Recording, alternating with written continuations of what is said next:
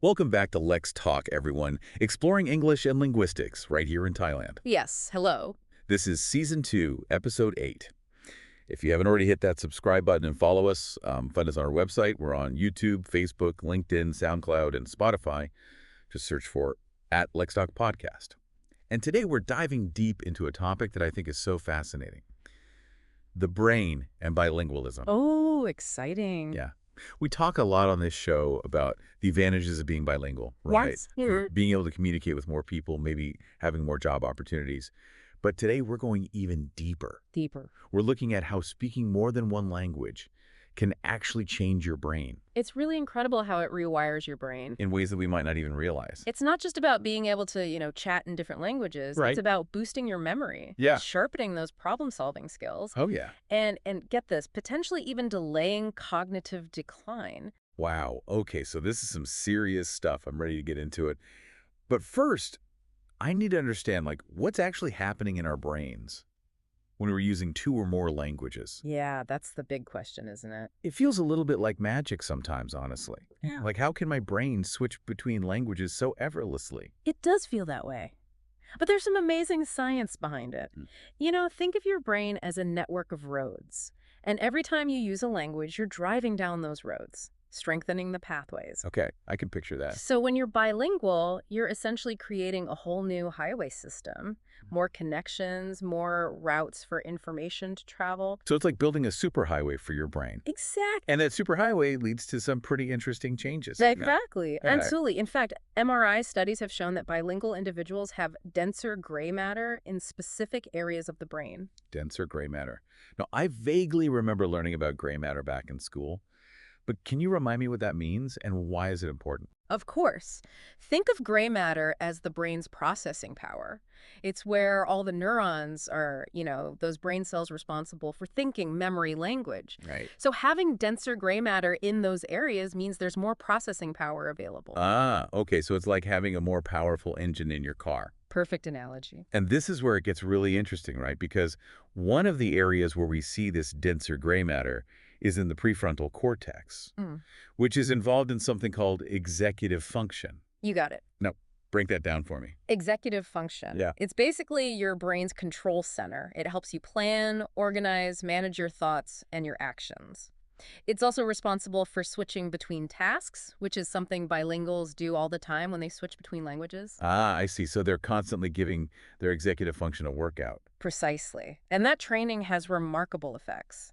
Well, for example, studies have shown that bilingual children outperform monolingual children in tasks that require strong executive function, like problem solving or resisting distractions.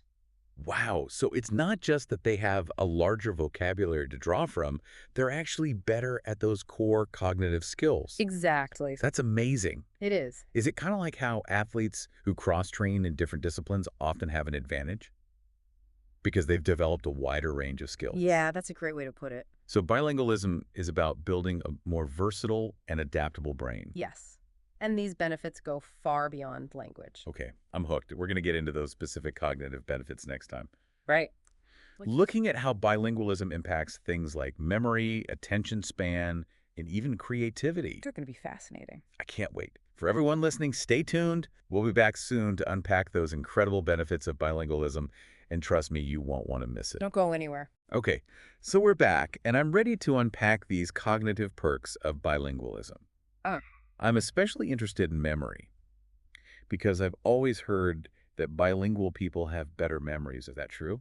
Yeah, there's definitely truth to that. Okay, tell me more. Well, remember we were talking about the superhighway analogy before the break? Yeah, the brain's highway system. Exactly. So all that switching between languages really helps strengthen those connections, making it easier to access information, to retrieve information. Okay, so it's like a more efficient filing system. It is. It's not just about remembering vocabulary, but also, overall memory function. Interesting. And, there's research to back this up. Bilingual people perform better on all kinds of memory tasks, like remembering lists, faces, locations.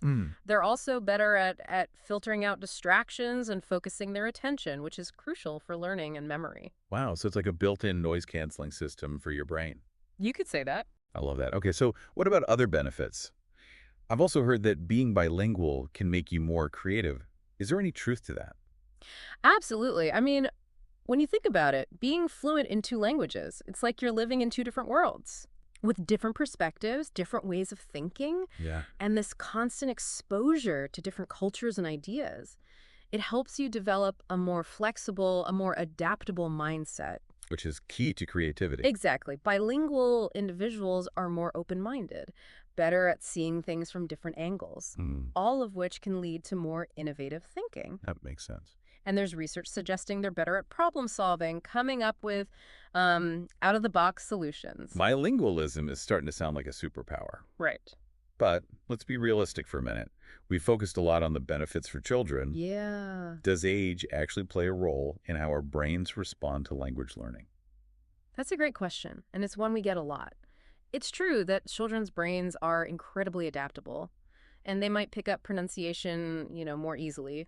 But that doesn't mean adults are out of the game. Right, right. In fact, adults often learn faster, you know, Yeah. because they can use their existing knowledge, their learning strategies. So it's not a competition then. Both children and adults have their own strengths when it comes to language learning. Exactly. I like that. So the important thing is it's never too late to start reaping these cognitive benefits. That's the key takeaway for Hmm. sure. Our brains are incredibly plastic, meaning they can change and adapt throughout our lives. That's reassuring. And one of the most remarkable findings is that bilingualism can actually help delay cognitive decline, protect against age-related conditions like dementia. Okay, now this is where it gets really exciting for me. Tell me more about that. How can speaking multiple languages protect our brains as we age? Well, imagine your brain is like a muscle, The more you use it, the stronger it gets. Okay. And bilingualism is like a constant mental workout. You're strengthening those neural connections, building up what we call cognitive reserve. Cognitive reserve. And this reserve acts like a buffer, helping to delay the onset of cognitive decline. So it's like a savings account for your brain. You're making deposits throughout your life, and those deposits help protect you later on. I love that analogy. It's a good one, right? And studies show that it actually works. Bilingual individuals develop dementia on average 4 to 5 years later than monolingual individuals. Wow. And even if they do develop dementia, their symptoms tend to be less severe. That's incredible. It's really remarkable. Feeling very motivated to dust off my old Spanish textbook. But before I do that, I have to ask, how can our listeners, especially those who are already bilingual or learning a new language, how can they maximize these benefits? Another great question. And that's what we'll talk about next. We'll be back with practical tips and strategies to help you, supercharge your brain power through language. Okay, sounds good. Stay tuned, everyone. Welcome back to LexTalk. I am so ready for these tips. We've talked about all these amazing benefits of bilingualism, how it can boost your memory, protect your brain, even make you more creative. But what can our listeners actually do to maximize these benefits? Well, whether you're already bilingual or just starting to learn a new language, the key is to keep those neural pathways, those brain connections, active and engaged. And one really simple but powerful way to do that is what we call active language switching. Active language switching. Okay, what is that? It's basically intentionally incorporating both of your languages into your daily routine. And it doesn't have to be anything complicated, like try writing your to-do list in one language and then summarizing it in the other. Or, if you're comfortable, have a conversation with yourself, switching back and forth. So it's kind of like a mini workout for your brain.